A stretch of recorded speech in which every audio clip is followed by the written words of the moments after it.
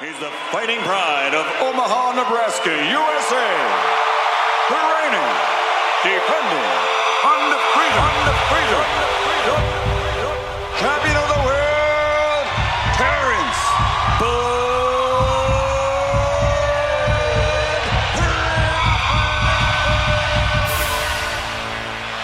Crawford. Welcome to M&M Sports Podcast number 53. We're going to talk some Huskers here to start. Brian, Nebraska beats Houston Christian 59-7. That final tune-up before the Michigan Wolverines come to town. Yeah, I read a thing today, Eric, that said how do I want to put this? The combined margin of victories for the first three games of the season was the most lopsided in our favor since like 95. Something crazy like that. Right. That was a good year. Right? That was a good year. So it was good to see us take care of business again. Yep. I mean, 59-7, that'll have to do. They didn't shut them out. And what I really liked about it was Coach Rule got these kids in even more this week. To start the second half, basically all the starters are out with the big game coming up. That makes absolute sense. Let the second, third, fourth teamers get their reps and get ready for that Michigan game. And some of these kids, that's the last time we're going to see them this year. In all reality, more than likely. Sure. So to see them get that action, some of those fourth, fifth stringers got some playing time. They're rewarded for their work and practice. I was happy to see that. Yep. We're not going to spend much time on this. Nebraska outscored Houston Christian 17-zip in the first quarter, 21-zip in the second to go up 38-zip at the half, where, like Brian said, the substituting began, and outscored them 14-7 in the third quarter, 7-0 in the fourth, a final of 59-7 to move to 3-0. 554 total yards to 160 for Houston Christian.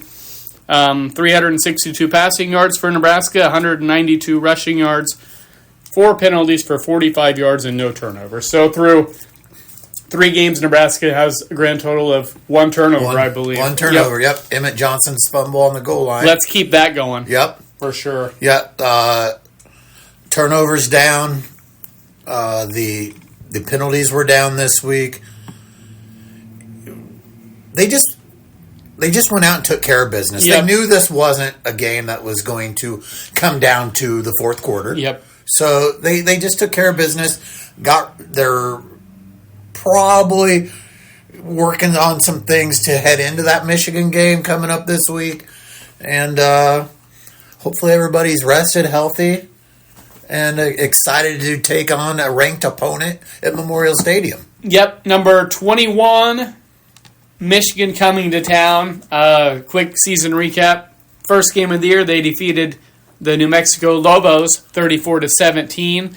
New Mexico, most recently, I believe, defeated UCLA, and that was the final game for head coach Deshaun Foster of UCLA as they cut ties with him shortly thereafter. Less than a year and a half.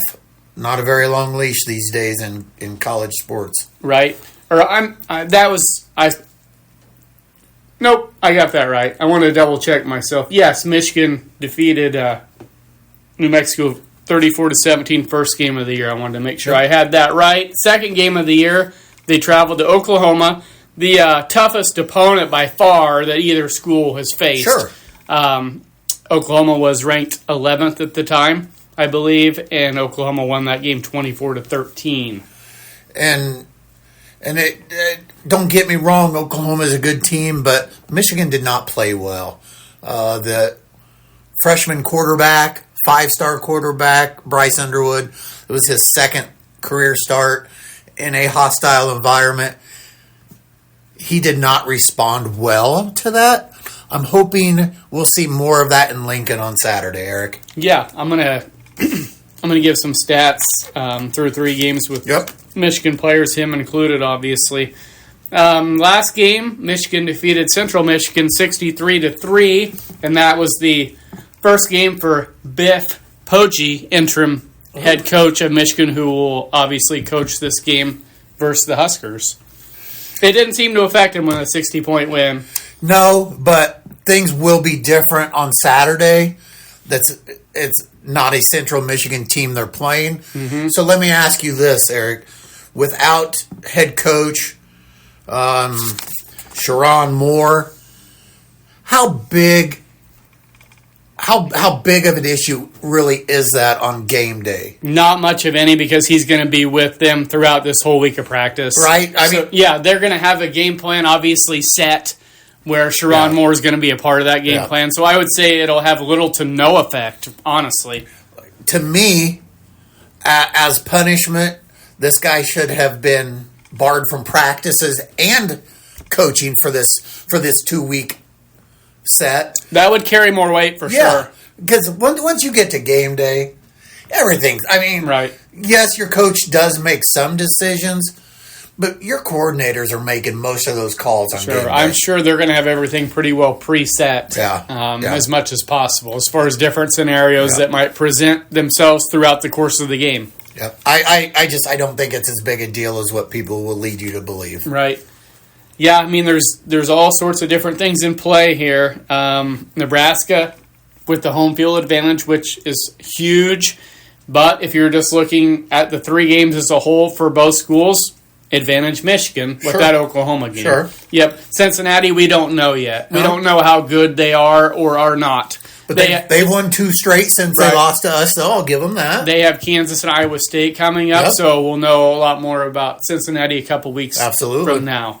So we don't know how battle-tested Nebraska has been, and obviously Michigan lost to a really good Oklahoma team.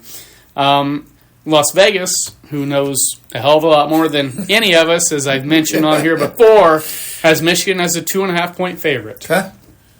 So they're saying that 21 ranking of theirs is legit. Yeah. If they have them as a 2.5-point favorite in Lincoln, yes, that's what they're telling us. Then that carries some weight. Mm-hmm. But I'm not deterred by that. Right. I'm actually a little encouraged. When was the last time we hosted a ranked team where, and I hate to say it this way, but we are only 2.5-point dogs? Sure. No, I know exactly what you're saying. So it's a tad bit encouraging to know that Vegas sees this as a game that can be won or lost by a field goal. Right. And another thing we have going for us, 3rd year of the Matt Rule era, Brian. You know what he did at Temple and Baylor in those third years of coaching for both of those schools, and it's getting brought up because he's done a great job with just building programs step by step, year by year. And I'm telling you, these players will run through a wall for him. He says all the right things. I think he would be a great coach to play for. He's highly invested in these kids, and he's made more of a. He's tried to do his best to put Nebraska on the map nationally. He's appearing on more talk shows, podcasts, his own podcasts now. He's just putting the school out there more, and I think all that pays off. You know, and with this being year 3, which everybody keeps talking about, this is the year. His 3rd year combined with their schedule, let's just be honest about it. It needs to be. It does It needs to be. I agree. Yep. Looking at some stats, Bryce Underwood, like Brian said, freshman, just getting acclimated, so to speak.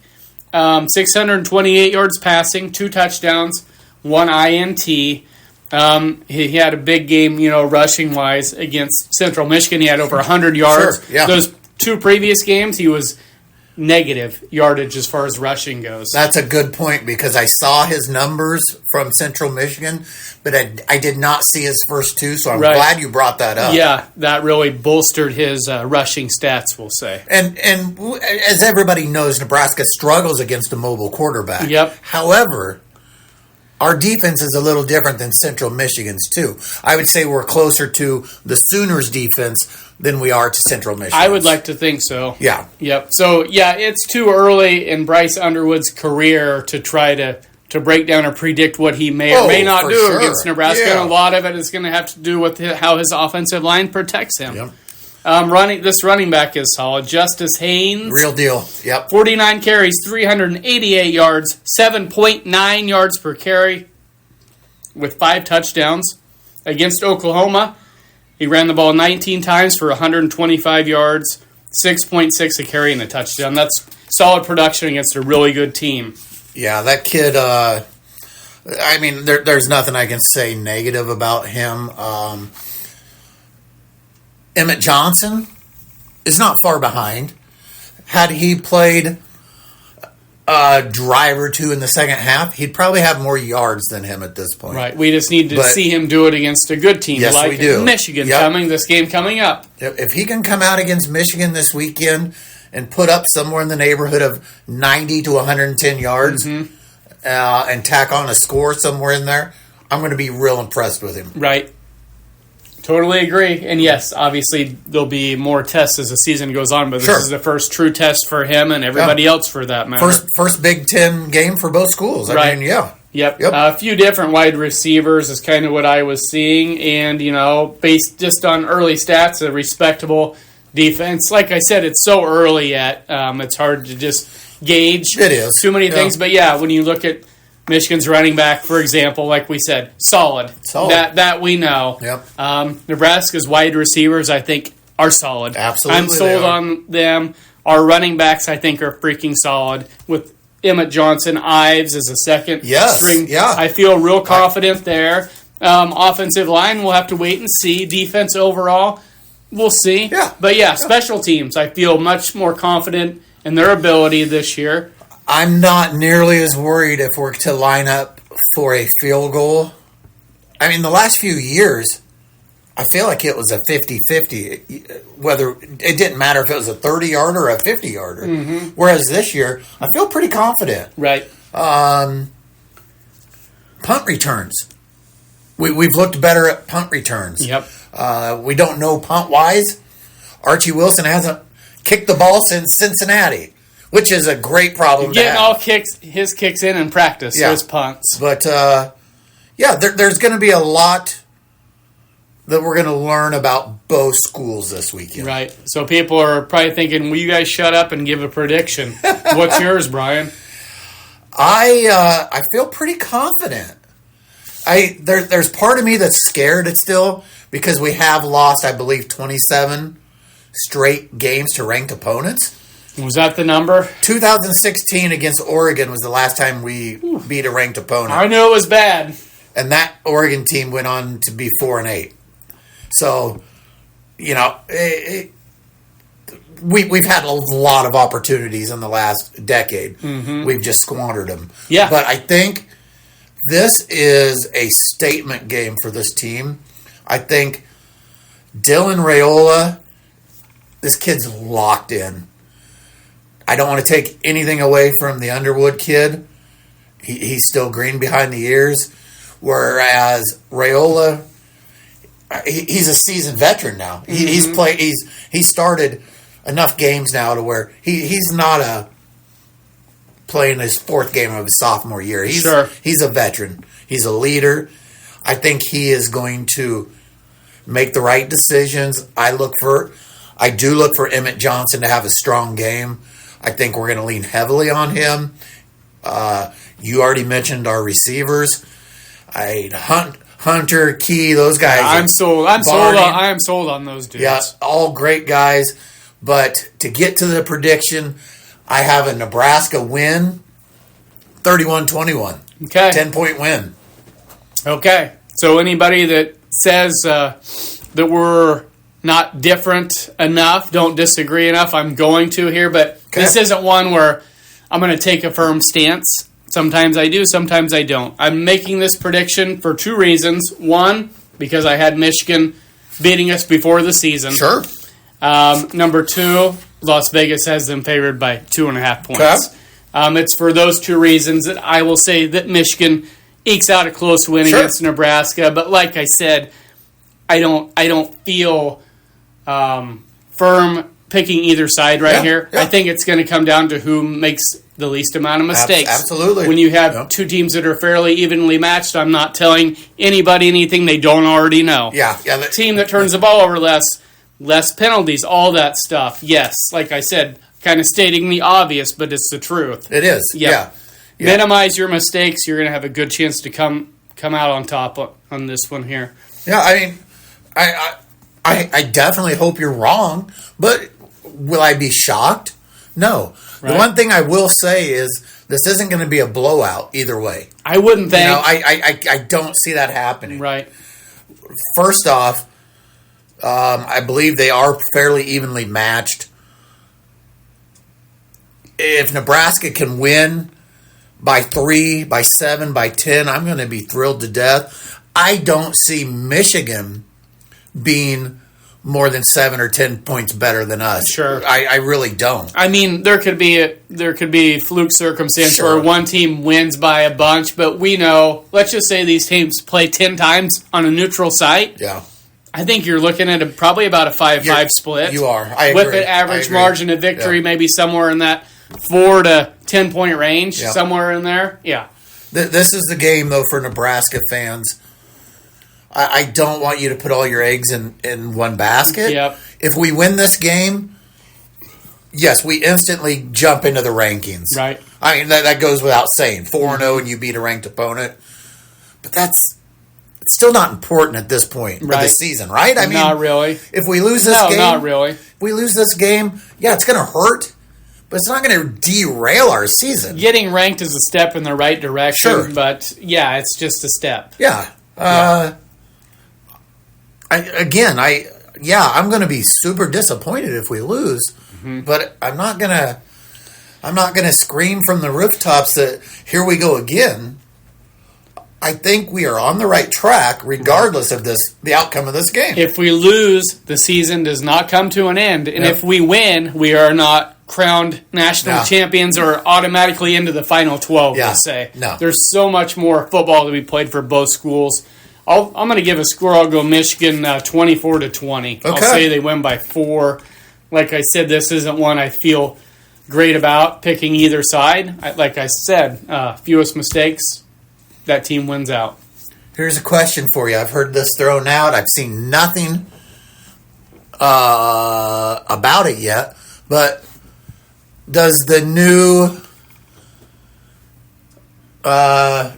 undisputed super middleweight champion, Terrence Bud Crawford, does he lead the team out of the tunnel on Saturday? Hell yes, he does. I was actually thinking that after he won that fight the other night. I mean, I thought, would there be a better time? There isn't. Would there be a better time? There isn't. With Michigan coming to I town. got goosebumps talking about this. The pride of North Omaha leading the Husker boys out of the tunnel. I mean, there's no better time to capitalize on the excitement. Right. We know fans in this state love Bud Crawford. Yeah. We know fans in this state love Husker football. What better combination against a ranked opponent than to bring him out and let that crowd just eat it up? The timing just seems right. I agree. It just seems right. Yeah. Him coming off his impressive win, which, I mean, boy, that just puts him on a whole nother level. It really does. Did you see the stat that was the largest attendance at Allegiant Stadium? I did. Yep, I did see that. And they've hosted WrestleMania. Mm-hmm. They've hosted Super Bowl. They've hosted how many Raiders games over the last 4 or 5 years? So I was impressed by that. Yeah, it's a big-time venue where a bunch of fun events are held. Big-time, high-profile events. I saw Coach Rule, who attended the fight, who flew to Vegas after his game Saturday with his wife, with our athletic director and his wife. He said he's attended Super Bowls. This was the most electric atmosphere he's ever been a part of. Awesome. So love to hear that. No, Crawford's performance, I mean, like I said, that dude was smart, he was savvy, strategic, really a tactician, if you will, and quick as a freaking cat. That was the advantage that he had over Canelo Alvarez. So quick. His counters. And so smart. Yeah, so quick so and so smart. smart. I mean, there was never a point where I felt like that fight was in question. Right. I felt like he did control it. And a boxing expert, I am not, but you don't have to be to see why he won that. He's an athletic, smart kid that is just quick as a hiccup. And and he's confident without being overly confident. Right. You know, he's not afraid to tell you, yeah, I knew I was going to win that fight. I saw in an interview, they said, at what point did you realize you were going to beat Canelo Alvarez? And he said, when we signed the contract. Right.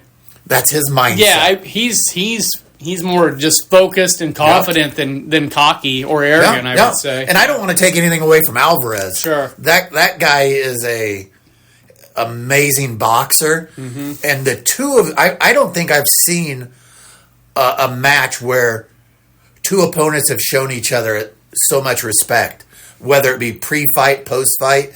These two acknowledged the fact that they were great opponents, and I give them a lot of credit for that. No, it was a fun fight to watch. It was actually a little more action-packed than I expected, honestly. Yeah. I remember way back in the day, I'm aging myself here, but watching Sugar Ray Leonard fight. Some of his fights on HBO in the mid-'80s.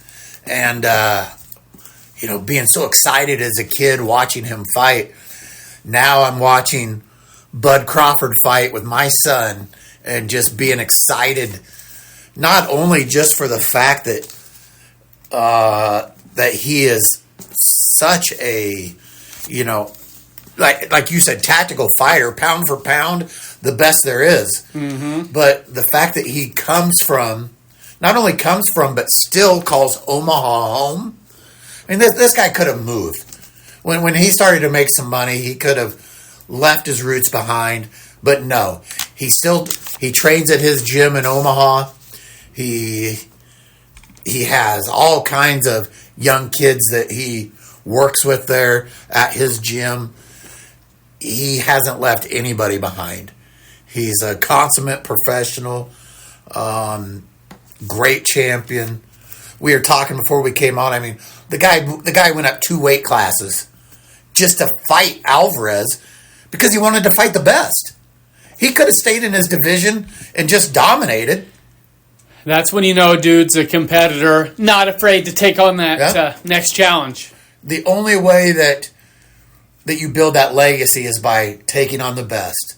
And it could have hurt his legacy. Had he lost his fight, there's a good chance that everyone would have said, who had he really fought up to this point? Right. And he was, there's something to be said for being undefeated. Yeah. So, yes, he's taking a chance of absorbing that first loss ever. Yep. But now, in my mind, he left no doubt that 20, 30, 40, 50 years from now, he will still be remembered as one of the best. Right. He's got nothing left to prove. The only thing left to do would be to fight at Memorial Stadium.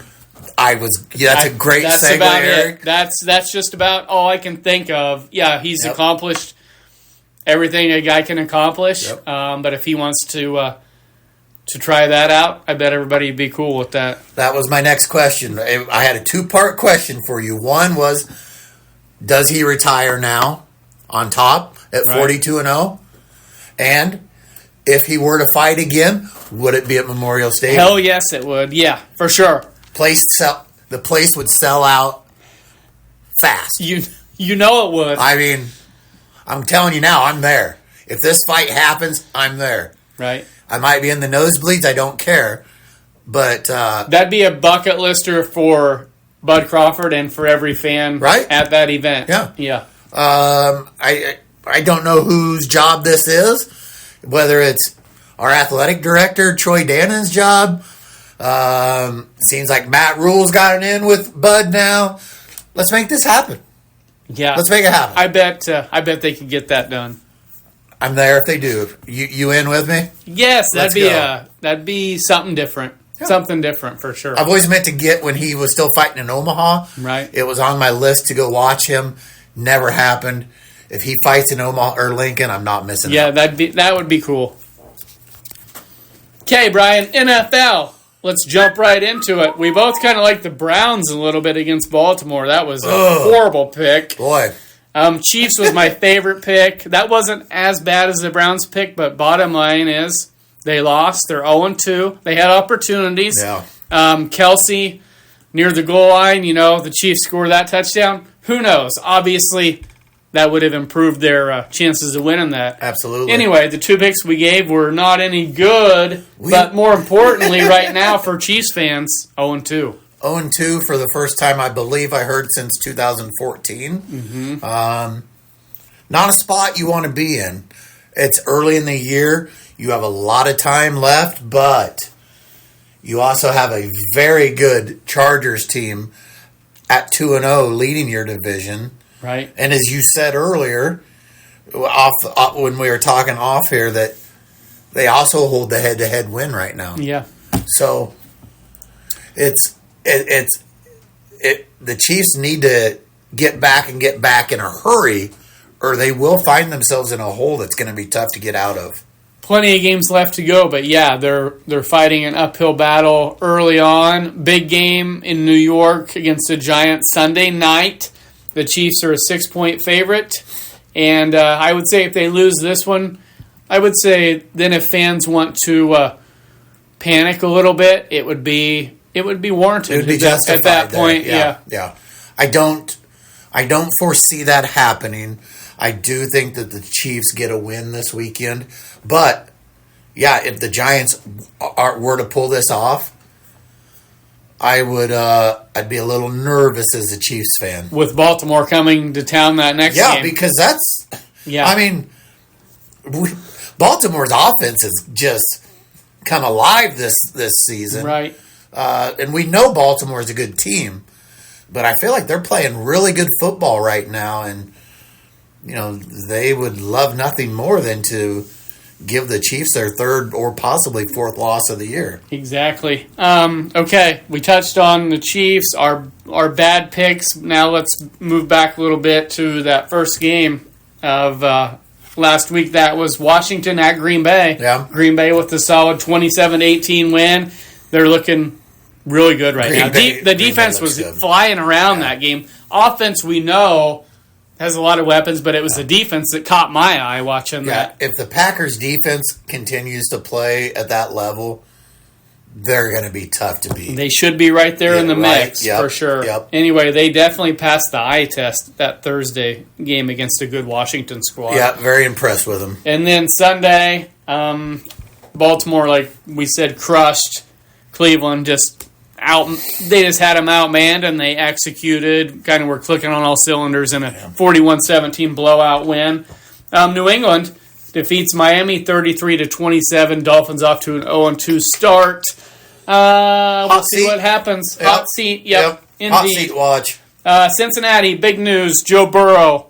Cincinnati beats Jacksonville 31-27, but the biggest news, Joe Burrow out 3 months, turf toe, surgery. Browning steps in for Cincinnati and did a admirable job leading them to the victory. But can he do that week in and week out? I'm going to say that he's got a lot of weapons to work with, so I'd say it's a possibility. And he played some last year, and he looked pretty good. I feel bad for Joe Burrow. That kid can't stay healthy. Jake Browning, 21-32, 241 yards, 3 picks, and 2 touchdowns. I mean, if he cuts the mistakes out, I think he'll do okay. Yeah. He's just got. We've talked about this. Jamar Chase, the weapons are there. Higgins, Chase Brown, running back. So yes, he's kind of stepping in to a much better spot than a lot of backup quarterbacks. Oh, for sure, step into for sure. Yep. So that'll be something to keep an eye on. Yep. That quarterback situation in Cincinnati. Dallas wins a wild shootout against the Giants, 40-37 in overtime. Whole lot of offense and not a hell of a lot of defense in this one.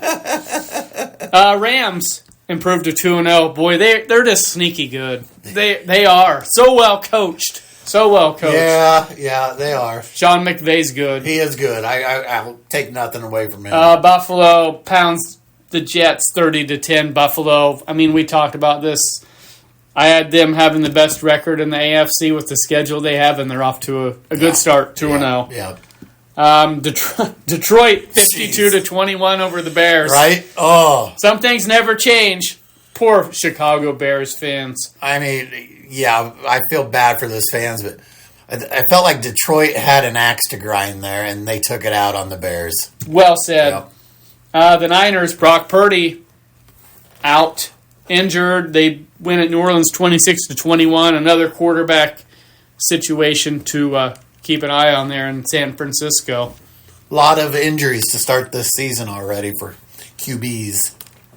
For sure. Moving on to that next game. Let's see. Arizona wins at home against Carolina 27-22 to improve to 2-0. The Colts win a wild one right down to the end, 29-28 over your Broncos, Brian. Yeah, I mean, that's a tough loss for Denver. That's the Colts are a great squad, but that's a tough loss. Spencer Schrader walked that baby off with a 45-yard field goal as time expired to win that one for Indy at the buzzer. That's a tough so loss. to speak. Yeah. Daniel Jones has done pretty good so far for the Colts, much better than he did with the Giants. Yeah. To this point. But Denver's going to be there all year. I don't think they're going They're not anywhere. going anywhere. No. And then we talked about Philly escapes Kansas City with the 20-17 win to improve to 2-0.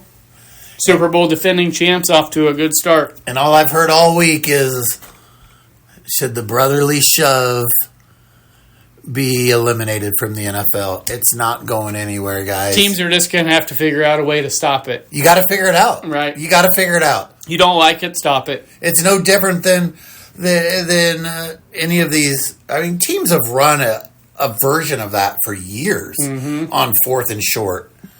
For some reason, the Eagles are just really good at it. Yeah. I don't know why. They most definitely are. But, guys, figure it out. Figure it out.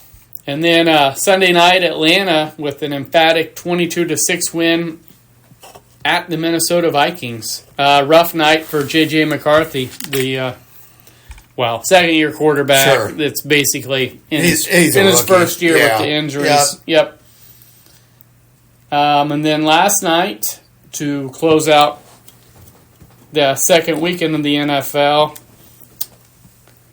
I got to get to my spot here.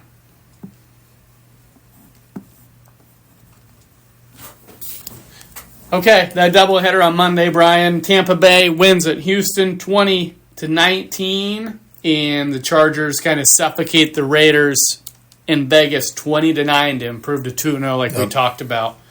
So that wraps up week 2 of the NFL, and this Thursday we have the Dolphins at the Bills, 12-point favorite.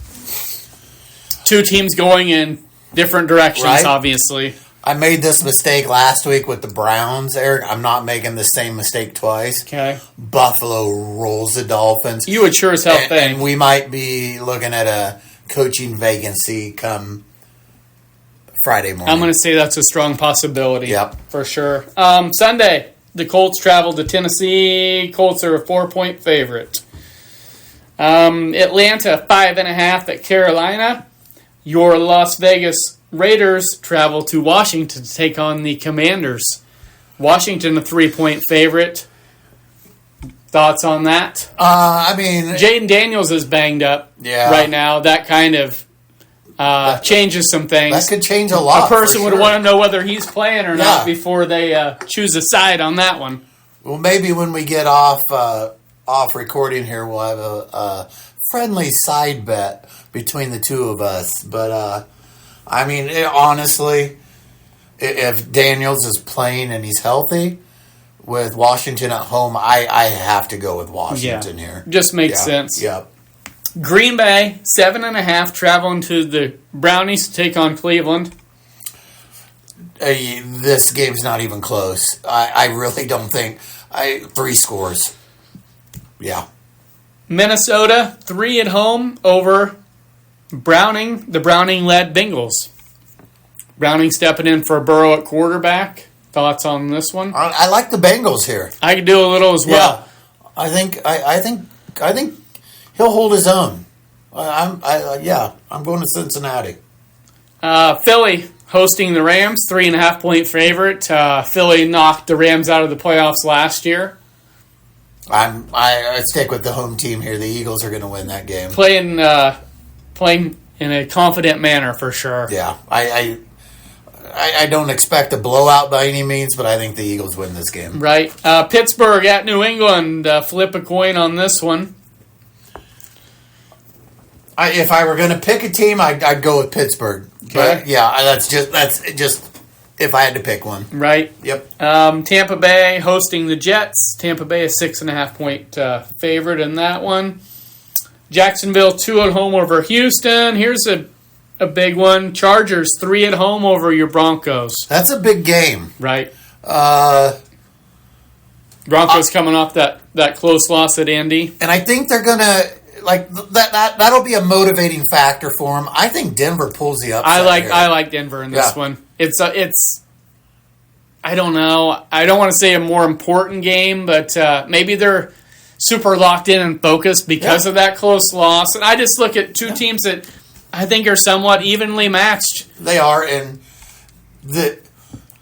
it's a bigger game for Denver than it is for the Chargers. Yeah, I suppose just because they lost that last one. Sure. But yeah, it should be, in theory, a big game for both because it is a division opponent. Absolutely. But yeah, Chargers 2-0 against division opponents so far. Yes, give me Denver here. Losses can be a hell of a motivating tool. Yep, well said. Yep, I like the Broncos in that one.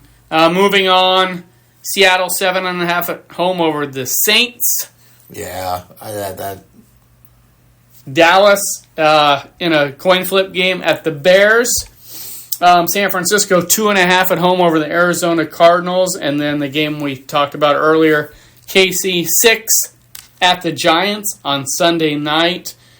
And then moving on to Monday, we have a big one, the Detroit Lions at Baltimore. Baltimore by 4.5.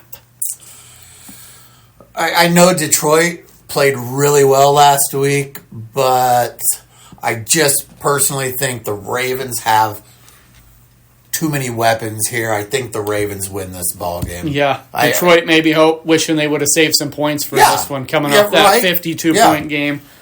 So yeah, recapping real quick, I like the Bengals getting 3 at Minnesota, and I like the Broncos catching 3 at LA against the Chargers. My look to make up for those 2 bad ones that we had last go around. I agree. I think if I was going to lock one in this week, I'm going with the Broncos. Yeah, that's my lock for the week. I mean we're going to agree on this one because I agree. I feel the same way. I think they're going to be ready to go come Sunday. Sure. Yep. And we didn't forget about the Royals, but what we're going to do is wait till the season's over and kind of give a recap. Sure. Right now they're playing for a winning record, which, I mean, that is worth playing for. Yeah, it really important. is. It is. Yep. It is. To finish with more wins than losses does mean something. It should mean something. Salvy's hit his plateaus. Right. So that's impressive. Carter Jensen hit 2 home runs last night.